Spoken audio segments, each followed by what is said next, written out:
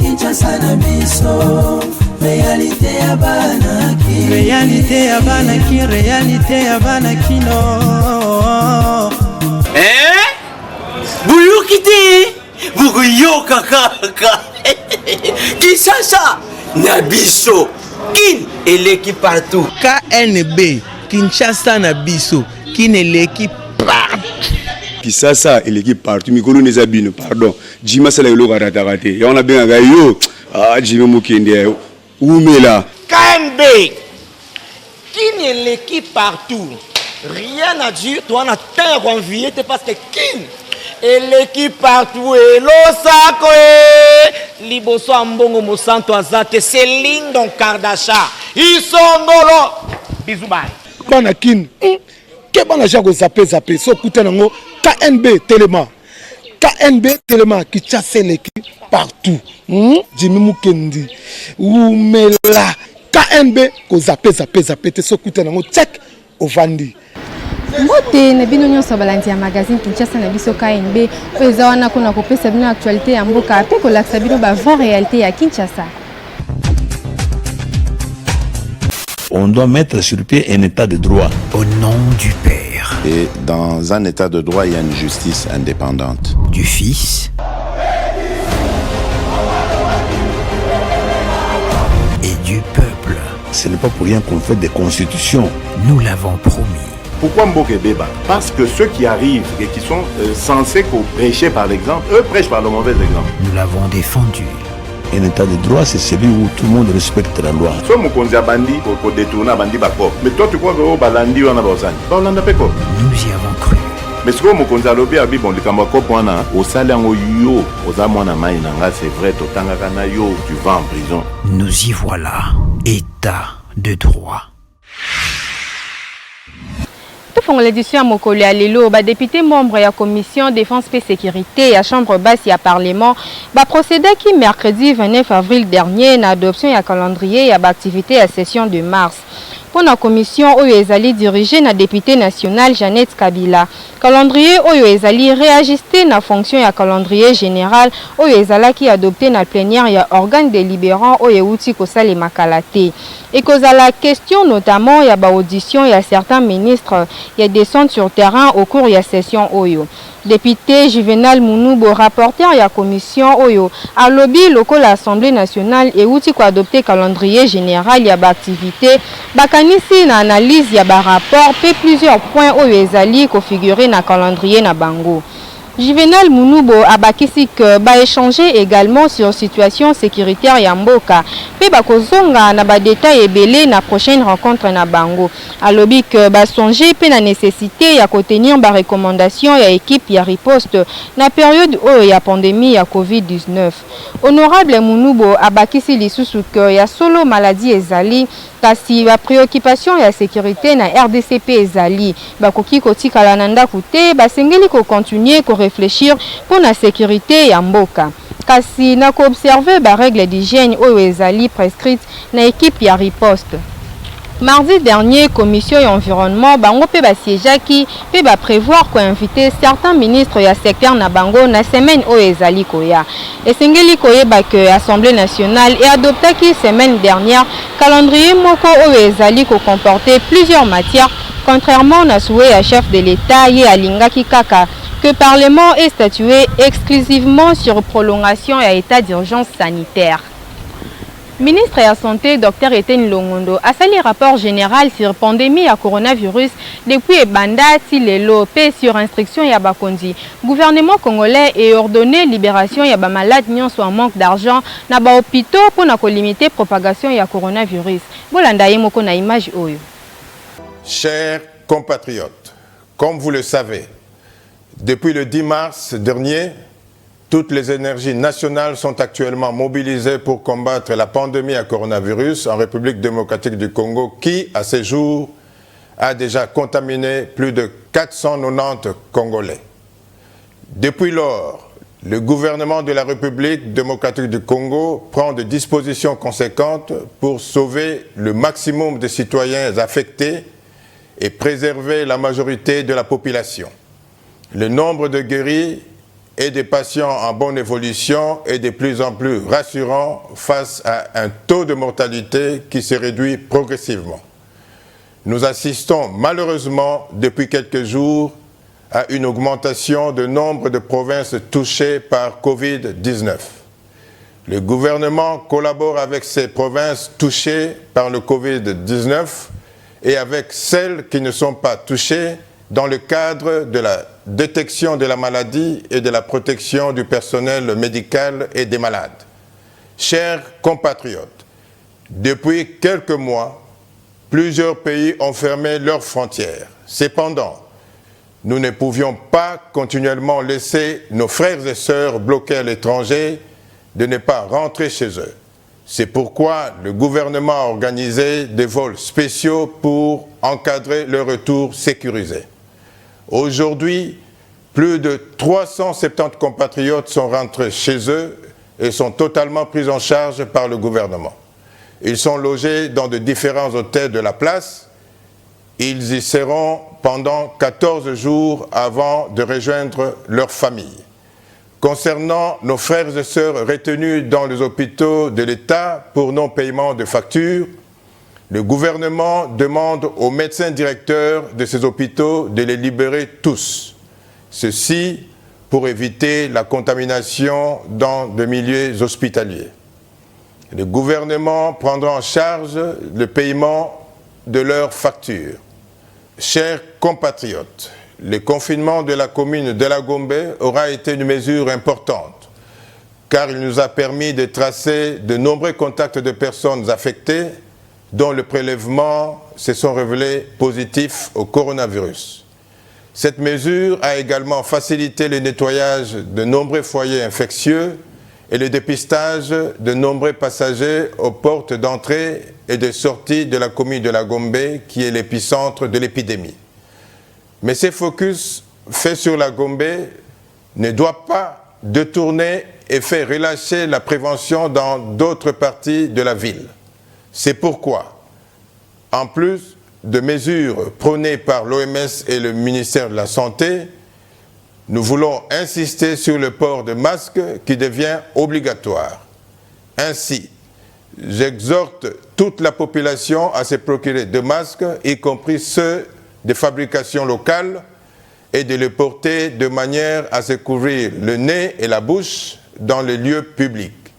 En même temps, il faudrait ne pas oublier les autres mesures barrières qui doivent accompagner le port de masques en vue d'espérer à une prévention efficace. Il s'agit de se laver régulièrement les mains avec le savon ou le gel hydroalcoolique, tousser ou externuer dans le creux de coude ou couvrir la bouche avec du papier mouchoir jetable, rester à distance de 1 mètre l'un de l'autre, rester à la maison si vous n'avez rien à faire, consulter un médecin en cas de fièvre, toux et difficultés respiratoires, portez vos masques à tout moment.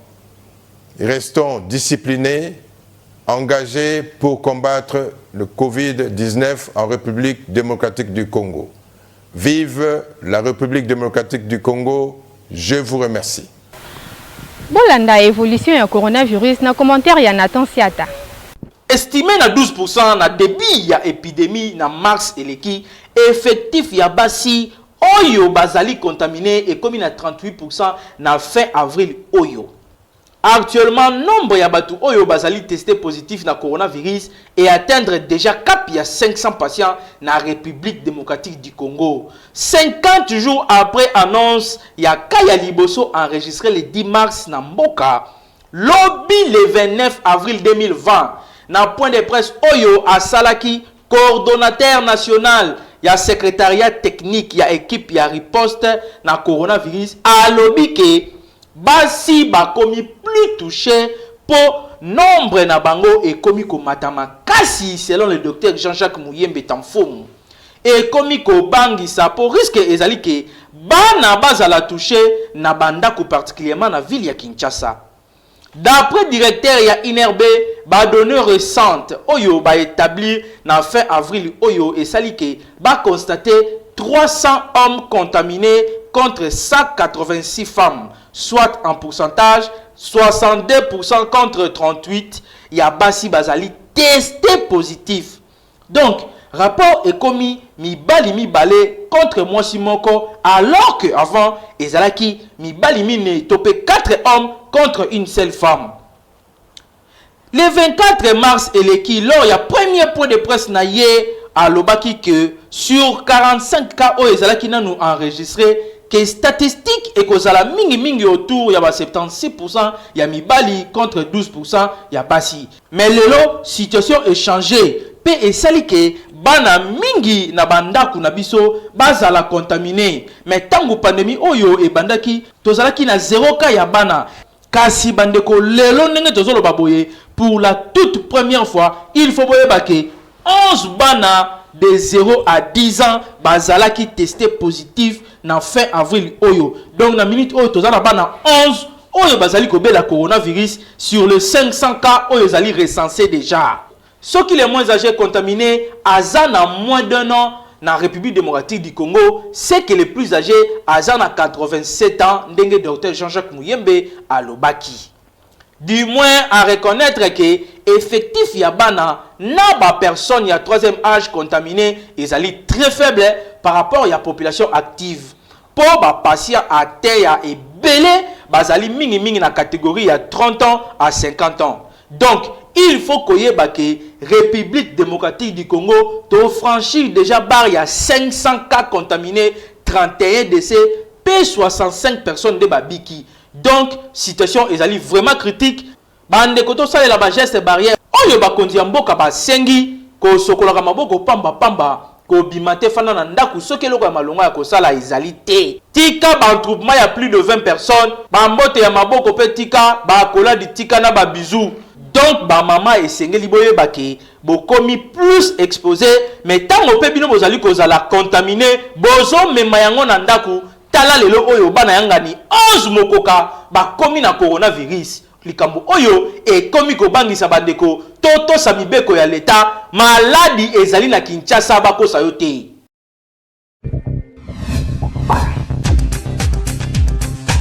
Coordonnateur ya magazine Kinshasa na biso Jimmy Mukenzi azo continuer toujours kotika espace na gratuit na bato nyonso balingi kosala message ya sensibilisation contre coronavirus.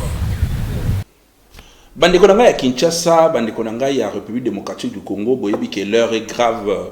Mboka na biso ezali na souci, tozali na problème oyo ekweli biso à travers le monde entier, likambo oyo ya coronavirus. Ndeko congolais respecter ba consigne nyonso epesami na bakondi. Ba consigne ya hygiène esengeli toyeba ndenge nini toko repousser yango parce que ezali kosala déjà ba mort, bozali koyoka oyo ezali koleka na Italie. Yango na biso en tant que ba leader d'opinion, biso en tant que ba serviteur na bino auto serveur bino à travers ba média na casquette nanga ya coordonnateur ya magazine Kinshasa na biso na ko annoncer bino boye bato nyonso to pe ba autorité nyonso oyo bazali na message lié na coronavirus pour la sensibilisation, c'est-à-dire bozala une association, bozala structure, bozala individu, message na yo oyo ezali ko kende na sens ya ko sensibiliser bandeko na sens ya ko appuyer riposte oyo tozali ko sala awa na magazine na bino KNB ekoleka gratuitement. KNB magazine na bino Kinshasa na biso et ko continuer ko servir bino ndenge elongo bani boyebi ke bolandaka biso chaque jour à partir de 18h30 na Show TV, à partir de 19h30 à PIC TV et puis à partir de 20h30 na Baraka TV. En rediffusion toyaka à partir de 10h30 na Baraka, à partir de 11h30 na Show TV et à partir de 14h na PIC. Donc message joana topé ba encouragement au boko ko encourager bandeko par rapport à tant autres allez ko passer boko ko tindela biso yango à travers numéro o eza affiché na ba écran na bino du micro ya KNB WhatsApp na biso ko zala polele pona ko yamba ba message na bino sinon ce qui bomoni que nécessité ezali que ba équipe na biso o ezali à travers Kinshasa Mobimba et yakuna tokoya ko zo ba image wana nyoso boko sala to pe ba message boko sala pona coronavirus pona lutte to pona ko informer bandeko to lekisa yango gratuitement to respecter ba consigne ba kondi et puis biso nyoso to longa coronavirus.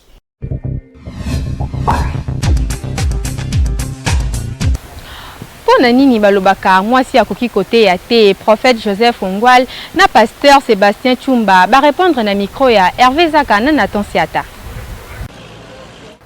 Na bandeko mingi ya ba chrétien to yebi mingi na ba groupe de prière to na ba église de réveil ebele ba autorisaka mwasi ate ya te bazalaka na ba raison na bango ebele oyo ba pusaka oyo tokoki koloba yango pe awa te. Kasi biso magazine KNB to pusanaki pembeni ya quelques basali ya Nzambe oyo bango na kwa na bango pe ba réagisaki boye po na dossier yango. Le jour de la Pentecôte, tango ba ekoli basalaki réuni na chambre haute. Et zalaki kaka mibalité, il y avait aussi des femmes. Alors moi aussi je me poserai la question, est-ce que mibali kaka molimo mosantu akitelaki to ezaki pena basi na kati o molimo na Nzambe akitelaki. Alors si tout le monde ont reçu le Saint-Esprit, c'est-à-dire pour moi je dirais que bazan a droit ya koteya. Alors problème ezali penza ya pasi ezali ke toza bayimi tolingaka penza kotika te ba ndeko basi ba jouir parce que eza problème ya bisoté mais eza problème ya Nzambe. Dieu fait grâce à qui il veut. S'il a fait grâce à l'homme, pourquoi ne pas faire grâce et pas ya moi sipe lokol. Pour moi sipe azungole pa Nzambe ayamba kite molimo santo oyo etindi kaka mobali ateya molimo santo ona pe lobite ke molimo santo bina kokota na mwasi te molimo santo pa zo sala na mwasi elongo. Na mukanda Galate parce que na tenté ya ko tanga Galate mais na mukanda Galate bande konyo so ba olandanga na mukanda Galate chapitre 3 verset 26 à 28 et komami en Christ il y a ni homme ni femme, il y a ni juif ni grec, c'est-à-dire na kati na kolo il y a ni homme ni femme. Alors, ce botuninga prophète, est-ce que moi ça côté ya na kopeso beaucoup des exemples na kati ya Bible et sika basi basaleli Nzambe na nguya ba tei pe koleka bana mibali ba gagner pe ba am koleka bana mibali. Mais tango bato basalaka illustration wana c'est par rapport na au Paul alobaki, n'est-ce pas? Na koko loba ezaka ignorance. So eza ignorance te ezaka muté mabe. So peza muté mabe te ezaka ka tordre sens ya parole. Interprétation mabe ya liloba na Nzambe. Liloba na Nzambe ba te ya kangote ba tanga ngolo ko la journal te. La parole, les écrits tuent. La lettre peut te tuer, mais nous avons besoin de l'esprit qui est derrière la lettre. En Christ, il n'y a ni grec, ni juif. En Christ, il n'y a ni homme, il n'y a ni femme. Na yango bandeko oyo ba se posaka ba question mingi sil kambu yango bozu réponse et pas ya basali ya Nzambe oyo ba meki ko éclaircir biso sur dossier yango. Kasi pona biso tokoloba kaka ke Nzambe azali ya mutu nyonso aitilizaka mutu nyonso na tango ye alingi na ndenge ye alingi akipaka sexe te. Kinshasa et l'équipe partout.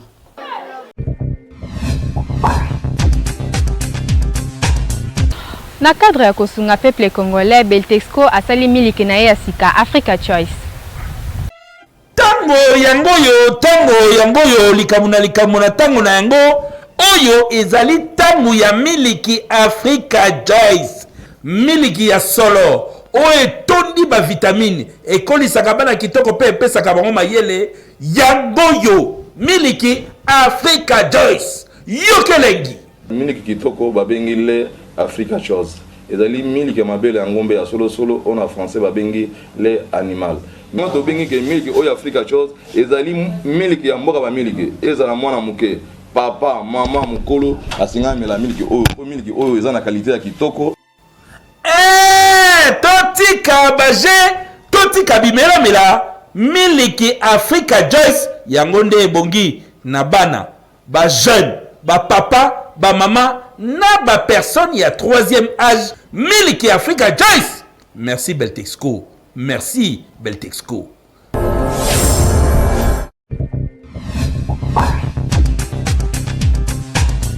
Population quinoise baleli inflation à dollar depuis week-end passé. Na micro ya Hervé Zaka na Honorine Kinwani. Depuis week-end passé, tu as constaté que dans la ville de Kinshasa était dollar et grimpé makasi et le moins à 175 directement na 180 et comme il bangisa. Pe boyebi na Kinshasa ce qui dollar et mati mutunyo son en coin na yepe a mati sarabiloko. Ata moto asomba ki biloko na to ya 175 soki kaka lobi na ngoto e komi na 180 yepe biloko e mati kaka na même to to sala ki constat wana na ville ya Kinshasa quelques bateaux to kutana na bango balobaki boye na miko ya KNB. Imaginez ndeko na ngai so to lobi bien tala nde to zalaki tane dollar nde zalaki na lelo nde to kene eza ki kolakisani tozo sepela na ngote ata lelo dollar e komi 10 dollars e komi 18 000 francs. A tout changé, au sali ba dépenser mon en terre. Alors, président de la biso likambo oyo dollar qui na se. Bazo la kama kamuga o que non, o te confirmer biso kota dollar kota mambozo sali mate. Et kitanano. To zona mambozo to koti suma ma dollar. Wana kita président to ka wana message na yo kiti sala no to wana kitana se. Na yebite soko zo ba mambo te. Jamais dollar banda to kola na bakinyo na banishasa to mona na te dollar ko na 18 to mona na kimukolo boy et ça la kate akitisa vraiment wana mabakita po bango mo bayebi déjà so wana bayebi ke dollar e mataki bakitisa bango tu ba vanda ba baninga ko sala. Donc c'est comme si bakonzamboka bazo négliger to bazo mona makambo ezo le kate poto chaque jour ezo mata to ya banque ndenge mususu to na biso to bakambiste ndenge mususu tozo comprendre ce qui mbongo yango ezo utawapi to évolution ya makambo économie bazo sala ngo ndenge nini tozo comprendre te. Alors eloto senga ke bakonzamboka bameka kotala nanu makambo taux d'échange oyo ba maîtriser yango po tozo ko kasute chaque jour okokende boye kuti le loto oyo lobi okuti mususu. Donc c'est comme si bakonzamboka ba tenir compte na makambo wana te.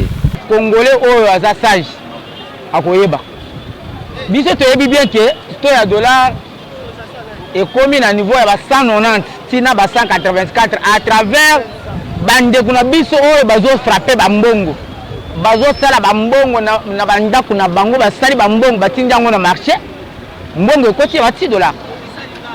Wana siko gouvernement na biso nde azwa disposition ya ko casser bande koyo parce que tu sais comprendre bien que bazana ba machine oyo sala ba franc congolais na ndako bazo frapper bazo bimisa mais gouvernement azwa disposition. Bakonzi ya mboka to sengi bino bosala effort pona koluka ko stabiliser to ya dollar po boyebi na Kinshasa congolais azalaka soki kaka to e bouger biloko e mati pasi wana ezali ko kitane na population na bino oyo jusque là bazali na bandako par rapport ya ba mesures préventives oyo ezwamaki ke bato bafana na ndako suite ya maladie oyo ezali ko bomba na mokili mobimba. Mais soki dollar pe ezali kaka ko mata na yebite soki population yango bakufa to basala nini bakondi botia mayele pour situation oyo ezala résolu une fois pour toutes. Kinshasa et l'équipe partout.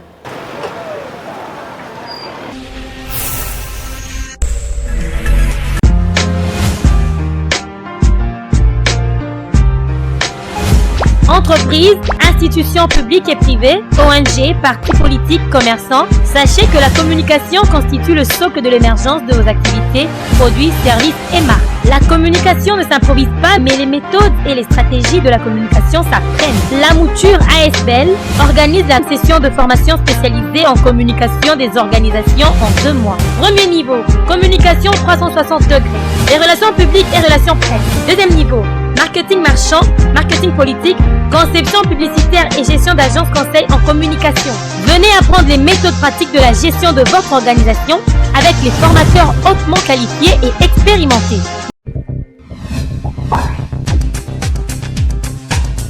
Motuna etunami na ba parents, est-ce que c'est normal que ça ait la mwana choix ya ekolo soki alingi abala?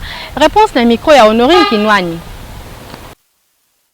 Na ba famille ebele na Kinshasa ba koma soki mwana na bango alingi abala. Okoyoka bango il faut basalela ye choix ya ekolo oyo mwana na bango ya mwasi to ya mobali alingi akekota libala. Okoyoka kaka o il faut bala munyanga po biso na ekolo oyo toyoka na kate. Système wana ekoma makasi na ba famille ebele et quelques parents tokutana kina bango balobi boy. Po ba parents mingi baponela bana bekola kobala ya na makambo bakuta nango ekoma pasi. Esengeli na mwana ye moko apona ekolo oyo ya kobala. Ba parents basala ba biloko ani esengeli na bango batika. Sikoso yo poneli ekolo wana akekutana na likambo moko loba soki mama ponela kinga te mena kutana na likambo te. Olandi so mama ponela kinga ekolo te mena kutana na likambo te tika ye moko asala choix na ye. Po ata kutana na mabe akute malamu ye moko mutasala ki choix na ye. Batika habitude wana batika mwana ye moko asala choix na ye. Kosalela mwana choix te. Parents na capacité wana te ya kopone na mwana na ye ekolo oyo akoki kobala te po soki lelo parent apone ni mwana ye ekolo oyo akoki kobala ake na libala ba conséquences oyo akokutana nango eza mwasi na mobali nde bakoasime ba conséquences wana eza pa parent lisusu te. Il faut mwana ye moko apona ekolo oyo akoki kobala eza ezaleli ya bien te batika bana na bango bapona ekolo oyo bakoki kobala bango moko. Jambo na pesi réponse na zongi nano na Bible namona mutu moko na Bible avant mwana ye abala azwa mwana musala na ye atinda ye kekende na ekolo na ngai place na uta tema bavandaka na bisika bapaya okende koponela mwana na ngai mwasi oyo akoko kobala parent aza mutu oyo asi amona to avivra makambo biso nano tovivra yango te soki akote ya ngai ke mwana na ngai omoni ekolo tel soki oke obala na ekolo wana oyeba ke okutana na makambo boye na bao biso tosi tomona lere tozokola selon ekolo wana soki apesi ngai ba exemple moko ya bien oyo eko asire ngai ke non o papa te ngai eza normal na kolanda ye mais papa okopekisa ngai te ke non nabala selon volonté ya Nzambe soki asala yango au contraire ya Bible ngana obuyango. Boyoki ndenge quelque parents balobi kosalela bana na bino choix ya ekolo oyo bango esengeli babala eza malamu te po ba conséquences eza ebele. Bino bopesa kaka conseil lokola baboti le reste botikela Nzambe. Kinshasa eleki partout. Merci Nabino Bozaki tellement ebele pour na kolanda magazine Kinshasa na biso édition mokolo lelo komi nango na suka soki bosepela kina yango tika topesa merci na équipe rédactionnelle bobimba ya KNB Hervé Zaka double pour moi Zaki sima ya caméra Nathan Siata na réalisation puis na coordination ya Jimmy Mukendi kasi bobo sanate ko s'abonner massivement na chaîne YouTube Kinshasa na biso Kinshasa yo et l'équipe partout.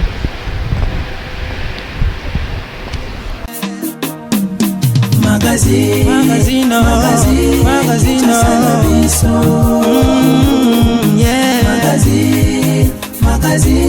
Kinshasa na biso réalité ya bana ki réalité ya bana kino